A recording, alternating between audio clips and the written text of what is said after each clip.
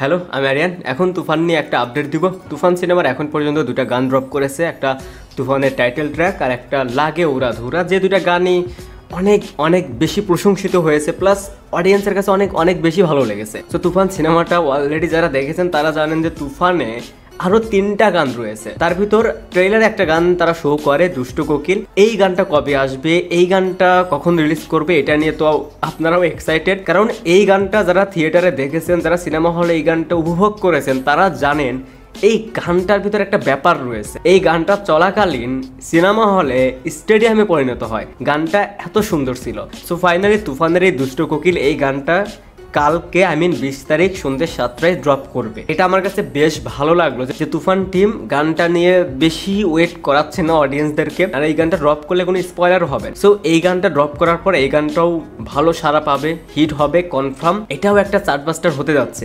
এই গানটা কালকে সন্ধ্যে 7টায় আসবে। সো যারা থিয়েটারে গানটা দেখেছেন তারা জানেন গানটা কেমন। সো যারা এখনো দেখেননি তারা তুফান সিনেমাটা দেখুন আর কাল সন্ধ্যে 7টা পর্যন্ত অপেক্ষা করুন। বাই।